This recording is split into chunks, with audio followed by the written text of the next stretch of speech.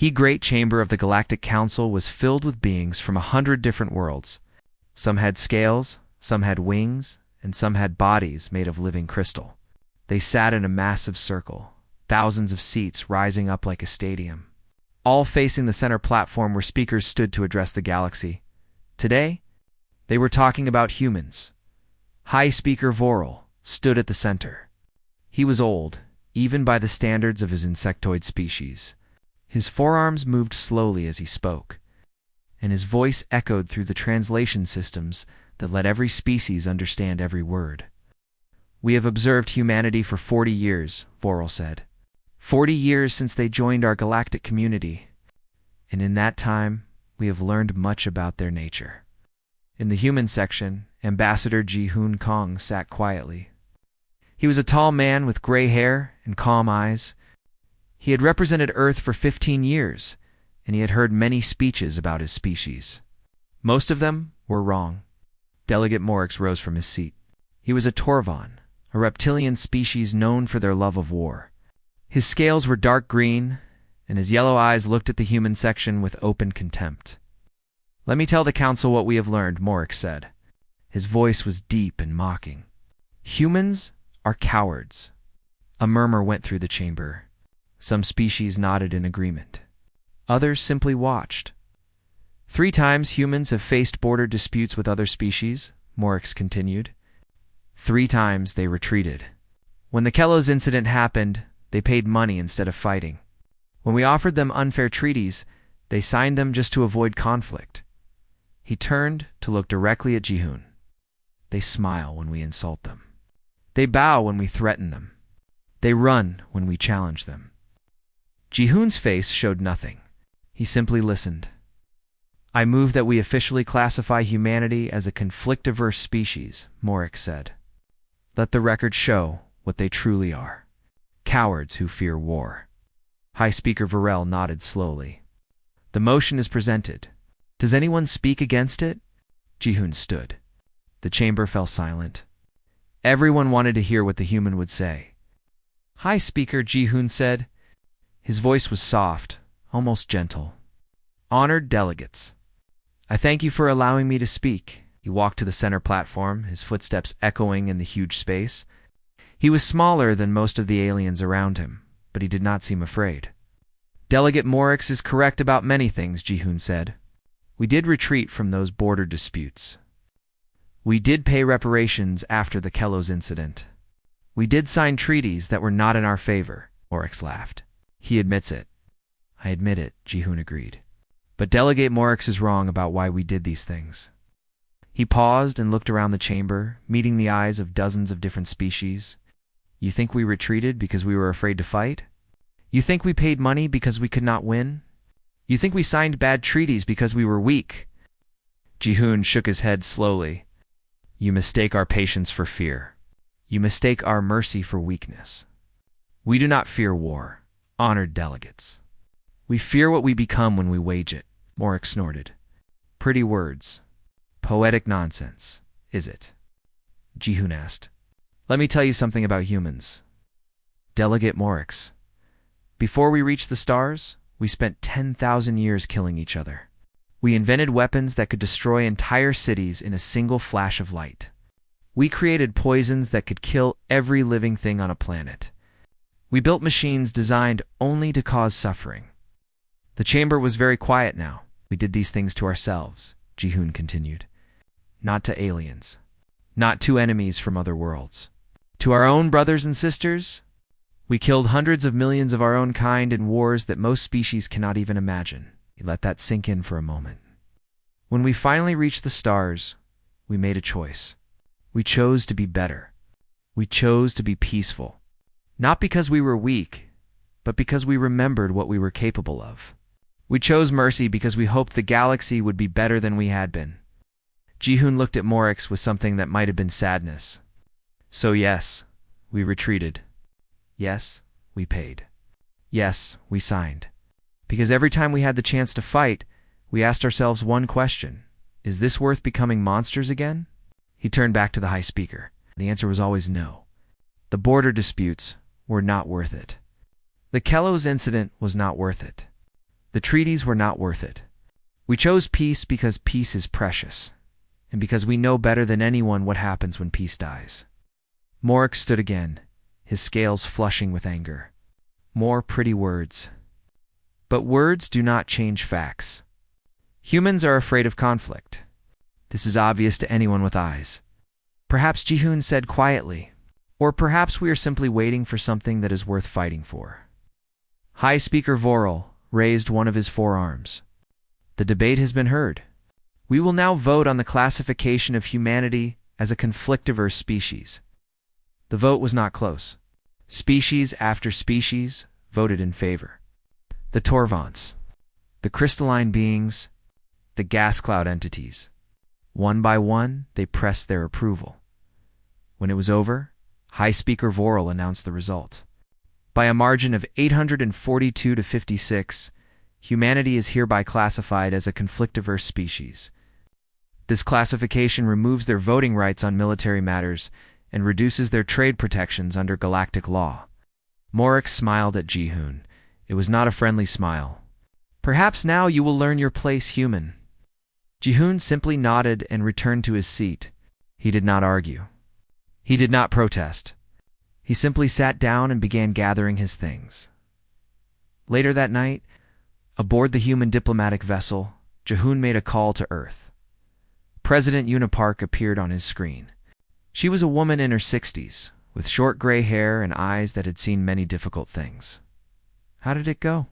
she asked. "They voted to classify us as cowards," Jihoon said. 842 to 56. We lost our military vote and half our trade protections. Yuna was quiet for a moment. "Did you warn them?" "I tried. I told them about our history. I told them why we chose peace. I told them they were mistaking patience for weakness. And they laughed." Morix called it poetic nonsense. Yuna nodded slowly. Her face was calm, but something cold moved behind her eyes. "Then we have done everything we could," she said. "We offered them understanding. We showed them restraint. We gave them every chance to see us as we truly are." "They didn't listen," Jihoon said. "No," President Yuna agreed. "They did not." She looked at something off-screen. Perhaps the stars outside her window. Perhaps the future that was coming. "They will." 3 months passed after the council vote. On a world called New Sol, 8 million humans lived in peace. The planet was green and beautiful, with rolling hills covered in farms and cities that sparkled in the sunlight. It was a place where families raised children, and old people watched sunsets, and everyone believed they were safe. Governor Minji Han stood on her balcony and watched the harvest. The festival began. The streets below were filled with people laughing and singing. Children ran between the market stalls, eating sweet rice cakes and playing games. Minji smiled. This was what humanity had built among the stars. Not weapons. Not armies. Just people living good lives. Captain Seok Cho was in his office, reviewing supply reports. He commanded the colony's defense garrison, but there was not much to defend against. New Sol had only light weapons and a few patrol ships. Under galactic law, a conflictiverse species could not maintain heavy military presence. The council had made sure of that. Seo did not mind. He had never wanted to fight. He had joined the garrison because he wanted to protect people, not kill them. And on New Sol, protection meant making sure the water systems worked and the emergency shelters were ready for storms. It was peaceful work. Good work. Dr. Yoonji-beek was in the hospital, finishing her morning rounds. She was the chief medical officer, responsible for the health of the entire colony. She had treated broken bones and delivered babies and cured diseases, but she had never treated a war wound. War was something that happened in history books. Not on New Sol. None of them knew that 50 warships were approaching their world. The Vex. Dominion was a small empire that controlled 7 planets on the edge of galactic space. They were reptilian beings with 4 arms and cold eyes. They had watched the council vote. They had heard humanity called cowards, and they had decided to take what they wanted. Commander Dara stood on the bridge of his flagship and looked at the planet below. It was rich with resources. Good farmland, clean water, strategic position, and it was defended by nothing but farmers and doctors and a garrison of peacekeepers. "Send the message," Dara ordered. "Tell them to surrender. They have 1 hour." The message reached Governor Minji just as the festival was reaching its peak. She read it 3 times, unable to believe what she was seeing. Surrender or be destroyed. She had 1 hour to decide the fate of 8 million people. She called Captain Seok immediately. "Can we fight them?" Seok looked at his tactical displays. 50 warships against 3 patrol vessels and 200 soldiers with light weapons. It was not a battle. It was a death sentence. He said, "We cannot win. Then we surrender." Seok was quiet for a long moment. He thought about his soldiers, many of them young people who had never fired a weapon in anger. He thought about the civilians, the children playing in the streets, the old people who had come to New Seoul to retire in peace. "Begin the evacuation," he said. "Get as many people as you can to the emergency shelters and evacuation ships. I will hold them as long as I can." "Seok, they have 50 warships. You cannot hold them for more than I know," he said. "But every minute I give you is another 1,000 people who might escape. Start the evacuation now." "That is an order from your military commander," Governor Minji wanted to argue. She wanted to tell him there had to be another way, but she saw the look in his eyes, and she understood. He had made his choice. She began the evacuation. The Vex did not wait for the hour to end. When they saw the evacuation ships launching, Commander Dara gave the order to attack. His warships descended on New Seoul like hungry animals. Captain Seok and his 200 soldiers met them at the spaceport. They had light rifles and personal shields. The Vex had plasma cannons and battle armor. It should have been over in minutes. It was not. For 6 hours, Seok and his garrison held the spaceport gates.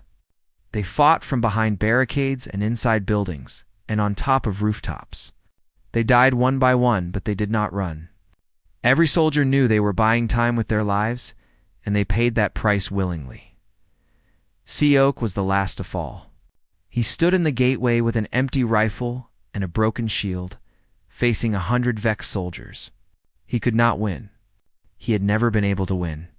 But he had given the evacuation ships 6 hours to launch. A Vex soldier shot him in the chest. He fell to his knees, then onto his back. The last thing he saw was the sky of New Seoul, blue and beautiful and full of stars. Commander Dara was furious. He had expected surrender, not resistance. He had expected cowards, not soldiers who fought to the death. His pride was wounded, and wounded pride made him cruel. "Begin orbital bombardment," he ordered. "Destroy the evacuation ships. Kill them all." The Vex warships opened fire on the fleeing civilians. Ships filled with families and children exploded in the atmosphere. The bombardment continued for hours, turning the beautiful cities of New Seoul into fields of fire and ash. Governor Minji was captured alive. Dara wanted to make an example of her. He stood her in front of a camera and broadcast her execution across the galaxy. "This is what happens to species who resist the Vex dominion," he said. Then he shot her in the head while 800 worlds watched. In the end, 2.3 million humans died on New Seoul, men and women, old and young. Children who had been eating rice cakes at the festival that morning, all of them gone. But not everyone died. Dr. Yoonji Beek survived. When the attack began, she had led 847 people into an underground bunker beneath the hospital. They stayed there for 3 days, listening to the screams above them, smelling the smoke that seeped through the ventilation systems. Yoonji recorded everything. Every sound, every death, every moment of horror. When it was over, when the Vex finally left, she transmitted her recording to Earth. The message traveled across the stars and arrived at Earth's command. From there, it was sent to President Yuna Park. She watched it alone in her office. She saw the festival turn to fire. She heard the children screaming. She watched Governor Minji die on her knees. And she heard Commander Dara laughing as he pulled the trigger. At the end of the recording, Dara looked directly into the camera. "Tell your president," he said, "that the cowards of Earth should thank us for teaching them their place." Una sat in silence for a long time. Tears fell from her eyes and ran down her cheeks. She did not wipe them away. She let them fall, let herself feel the grief that was crushing her heart. Then, slowly, the tears stopped. Her face changed. The grief was still there, but something else was growing alongside it. Something cold. Something ancient. Something that humanity had tried very hard to forget. She whispered into the empty room, her voice barely louder than a breath. "You killed my children." Outside her window, the stars continued to shine, peaceful and unaware. They did not know that everything was about to change. They did not know that the galaxy had just made the worst mistake in its history. They would learn soon enough. For 3 days. Earth said nothing. The Galactic Council waited for the human response. Ambassador Jihoon's seat remained empty. No diplomatic protests were filed. No angry messages were sent. The Vex Dominion officially claimed New Sol as conquered territory. The humanity did not even object. High Speaker Vorel felt relieved. "The humans have accepted their loss," he told the council. "This proves our classification was correct. They truly are conflict-averse." Delegate Morix laughed openly. "I told you they were cowards. They will not fight. They cannot fight. Their nature does not allow it." Commander Dara was celebrated as a hero among his people. He had conquered a human world with barely any losses. He had proven that the great galaxy had nothing to fear from the soft, peaceful humans. But on Earth, something very different was happening. President Una had not slept in 3 days. She had spent every hour in meetings with her military commanders. General Wang Jinma, the supreme commander of Earth's forces, had shown her things that very few humans knew existed. For 40 years, Earth had been building in secret. While the galaxy saw a peaceful species with minimal defenses, humanity had constructed 3,000 warships in hidden shipyards. They had developed weapons that made the galaxy's arsenals look like toys. They had trained soldiers who could fight in ways no alien species had ever imagined. "We hoped we would never need this," General Wanjin said. "But we always knew this day might come." Secretary Hannah Shin, the president's closest advisor, stood beside her. "The fleet is ready." Admiral Bora Co reports, "All ships are at battle stations. We are waiting only for your order." Una looked out her window at the Earth below. 8 billion people lived on that world. They were watching the news, seeing the footage from New Sol, crying for the dead, and wondering what their government would do. "It is time," Una said. "Broadcast my message. Send it everywhere." The 4th day after the massacre, every communication channel in the galaxy was hijacked. Every screen, every hologram, every neural feed suddenly showed the same image. A human woman with gray hair and cold eyes, standing behind a podium marked with the seal of United Earth in the Galactic Council chamber. Delegates stopped their debates and stared at the screens. On Vex warships, soldiers looked up from their duties. Across 1,000 worlds, billions of beings watched as President Una began to speak. 40 years ago, humanity joined your galactic community. Voice was calm, almost soft. But there was something in it that made listeners pay attention. We came with open hands. We sought trade, friendship, and knowledge. We wanted to be good neighbors. We wanted to learn from you and share what we knew. She paused, and her eyes seemed to look directly at every person watching. When you tested us, we showed restraint. When you insulted us, we smiled. When you stole from us, we negotiated. When you threatened us, we backed away. You called us cowards. You said we feared war." Another pause. Her voice grew harder. "You were wrong." The chamber was completely silent. Delegate Morix had stopped smiling. "We do not fear war. We are war. For 10,000 years, we perfected the art of killing each other. We invented weapons that could crack planets apart before we invented the engines to reach other stars. We murdered hundreds of millions of our own kind in conflicts that your species cannot even imagine." Images appeared alongside her face. Old images from human history, cities burning, mushroom clouds rising, fields covered with bodies, The watching aliens had never seen anything like it. We chose peace not because we were weak, but because we remembered what we are. We chose mercy because we feared ourselves. Every time we could have fought, we asked ourselves, is this worth becoming monsters again?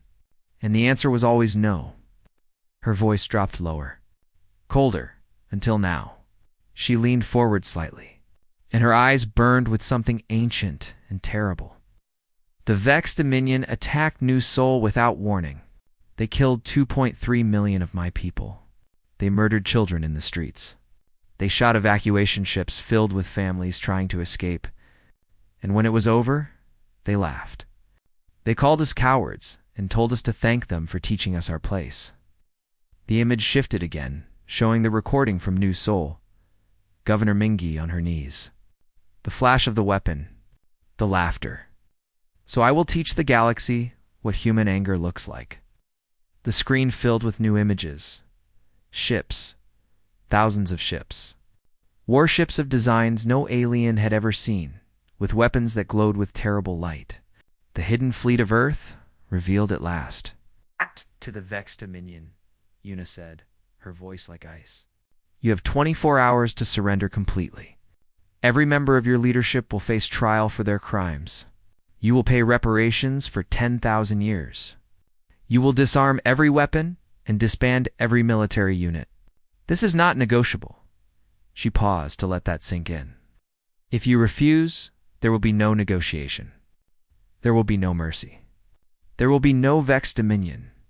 We will hunt down every ship, every soldier, every leader. We will destroy everything you have built. And Wadar. And it is over. The galaxy will forget your species ever existed. Now she turned her attention to the wider audience. To the Galactic Council. Do not interfere. Any species that helps the Vex will share their fate. Any ship that stands between our fleet and our target will be destroyed. This is not a threat. This is not a warning. This is a declaration of total war. Her final words were spoken slowly, carefully, so that no one could misunderstand. You wanted to know what humans are capable of. You wanted to see what lies beneath our peaceful faces. Very well. Watch closely. Remember everything. Pray that you never give us reason to do this again. The broadcast ended.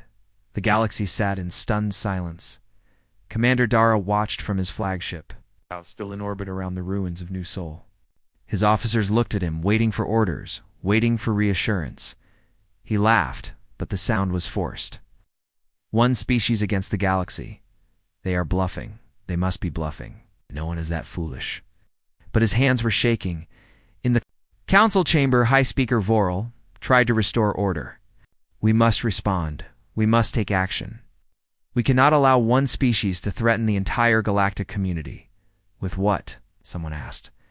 Did you see those ships? Did you see those weapons? We have nothing that can stand against that fleet. Then we must negotiate.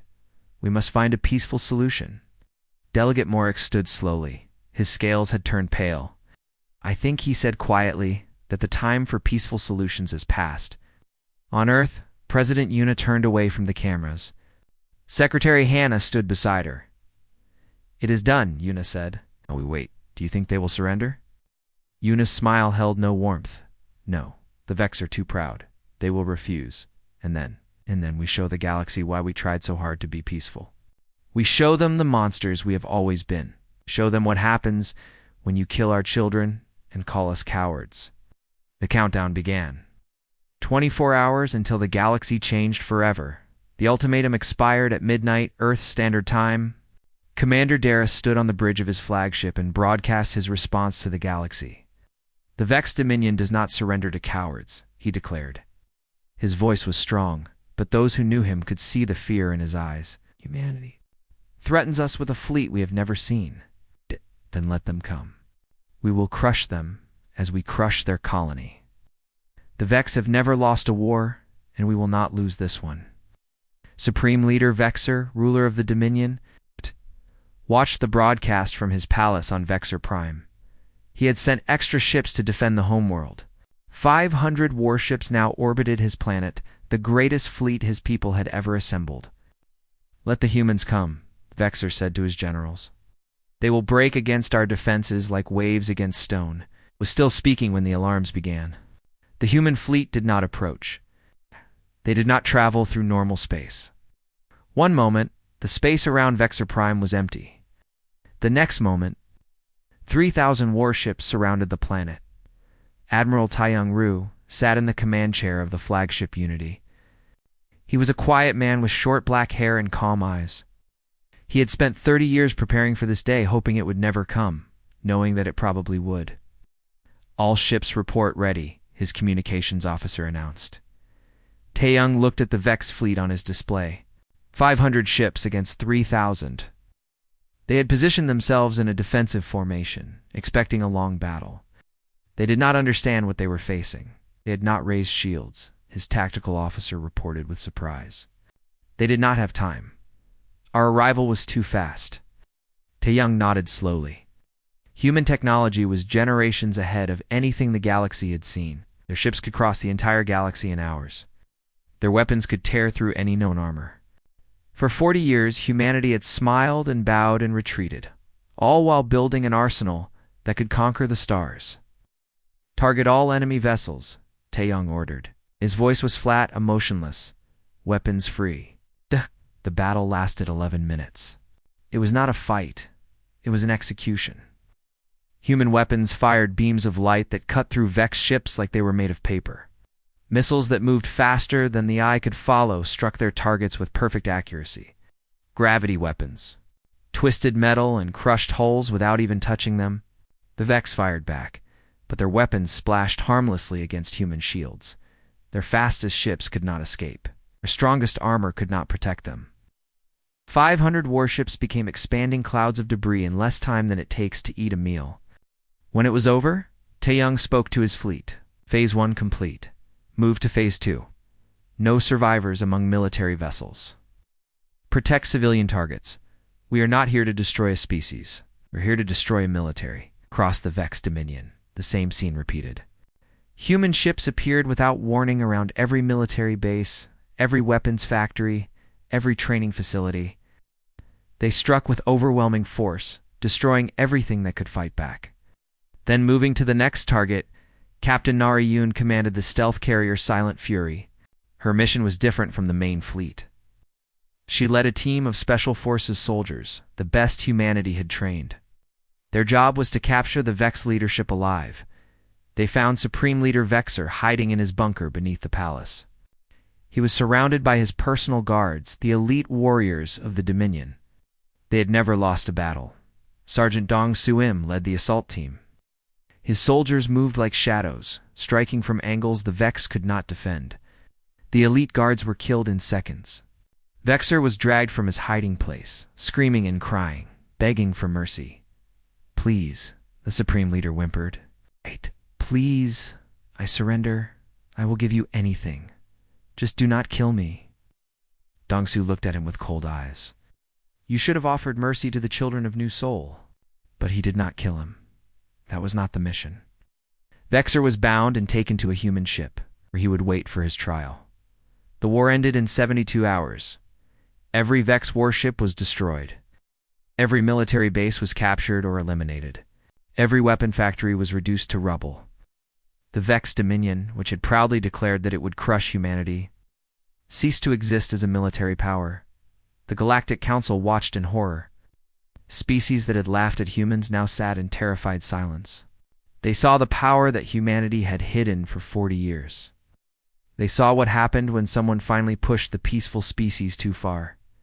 Admiral Taeyang broadcast to the galaxy from orbit above Vexor Prime. "The Vex Dominion no longer exists as a military power," he announced. "Their leaders have been captured and will face trial for crimes against humanity. Their military is destroyed. Their weapons are gone. Their ability to harm anyone ever again has been eliminated."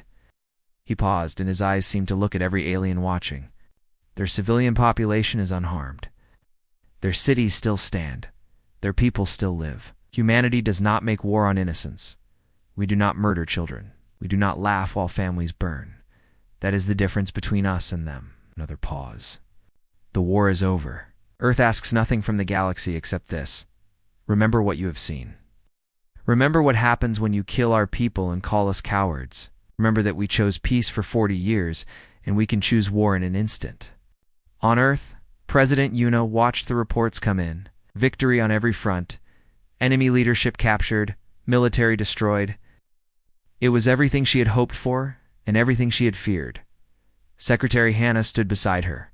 The military objectives are complete. What now? Yuna looked tired.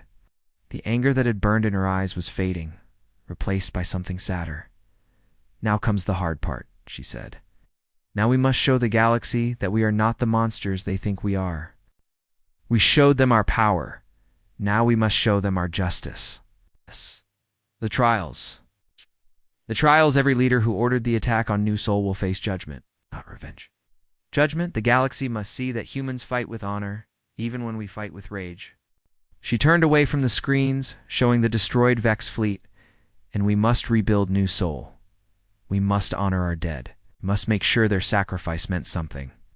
It did, Hannah said softly. The galaxy will never threaten us again. No, Yuna agreed. But that is not victory. Victory will be when no species ever attacks another innocent world because they are afraid of. What happened to the Vex? Victory will be when children on 1,000 planets can sleep safely, because the monsters of the galaxy fear what humanity will do to them. She looked out at the stars, at the galaxy that had finally seen what humans truly were. We did not want this power. We did not want this responsibility. But it is ours now, and we must use it wisely. The war was over.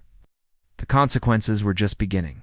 6 months after the war, the Galactic Council met again. The chamber felt different now. Half the seats were empty because many species were too afraid to send representatives. The ones who came sat in nervous silence, watching the door, waiting for the human delegation to arrive.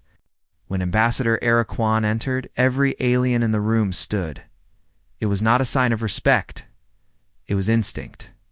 The same instinct that makes small animals freeze when a predator enters there. Territory. Era was a young woman with kind eyes and a gentle smile. She had replaced Ji-hoon, who had retired after the war. She walked to her seat with quiet confidence, nodding politely to the delegates she passed. High Speaker Vorel, now called Elder Vorel, after being removed from his leadership position, approached the center platform. His movements were slow and careful. The war had aged him. The council recognizes the delegate from Earth, he said. His voice trembled slightly. Era rose and walked to the platform. She looked around the chamber at the hundreds of frightened faces watching her. Thank you, Elder Vorel, she said. Her voice was soft, much like Ji-hoon's had been. I bring greetings from Earth and from President Yuna Park. She asked me to deliver a message to this assembly. The chamber was completely silent. First, I must address the matter of humanity's classification. Before the war, this council labeled us as a conflict-averse species. You called us cowards. You removed our voting rights and reduced our protections. Several delegates shifted uncomfortably in their seats. That classification must be changed. Not because we want special treatment, not because we want power over others, but because the old classification was a lie, and lies are dangerous things. Elder Vorel nodded slowly. The Council has prepared a new classification for humanity. We propose the designation Apex Predator Species with the notation Do Not Provoke. A murmur went through the chamber. It was the first time that classification had ever been used. Era smiled slightly. We accept this classification, though we hope it will serve as a warning rather than an invitation. She paused, gathering her thoughts. Now I will deliver President Yuna's message. The screens around the chamber lit up, showing the president's face. But Era spoke the words herself. We did not want this war. We still do not want power over others. Humanity joined this community seeking peace, and we still seek peace. Our hand remains open to any species that approaches us in friendship. We will protect the weak. We will honor our allies. We will remember our friends. Her voice grew slightly harder. We'll also remember our enemies.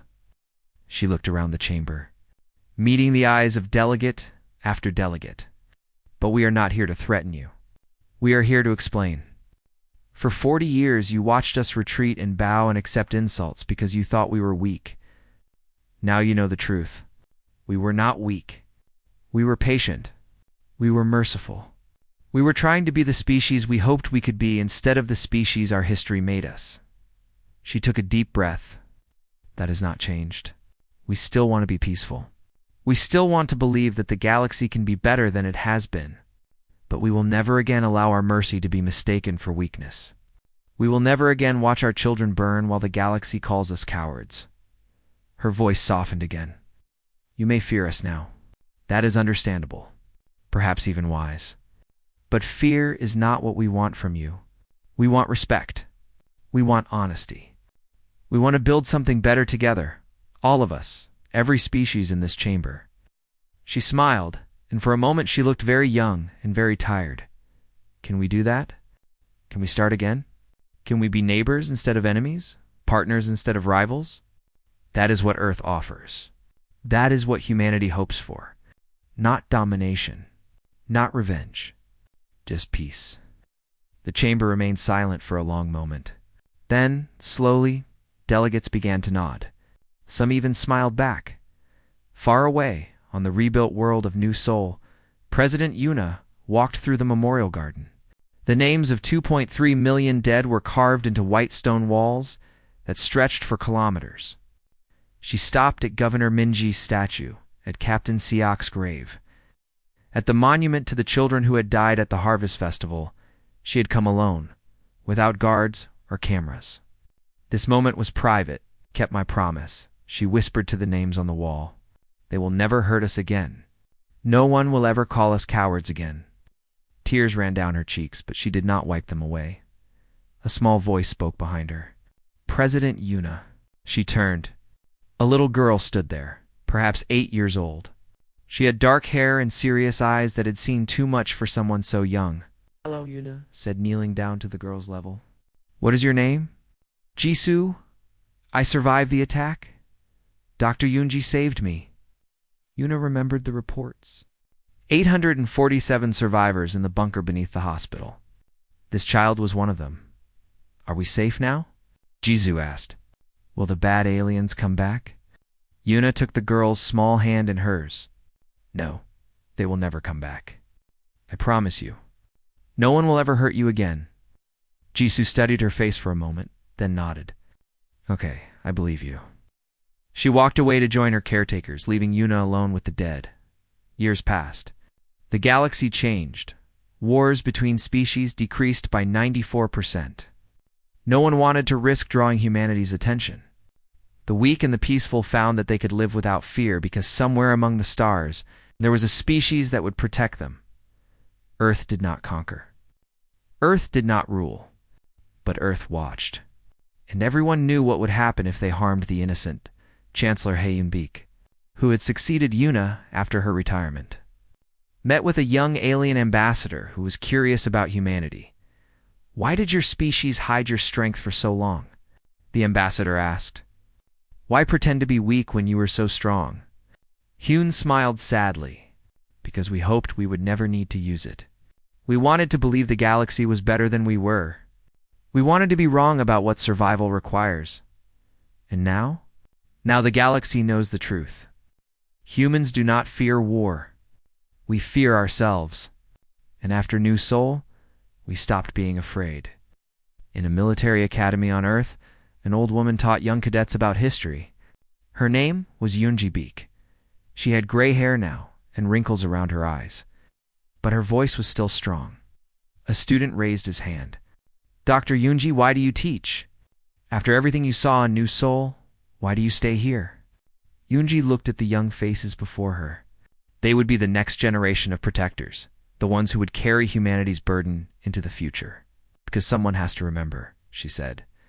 Someone has to teach the next generation why we fought. Not for revenge, not for glory, but for the 2.3 million who could not fight back, for little Jisoo, for every child in the galaxy who deserves to grow up without fear.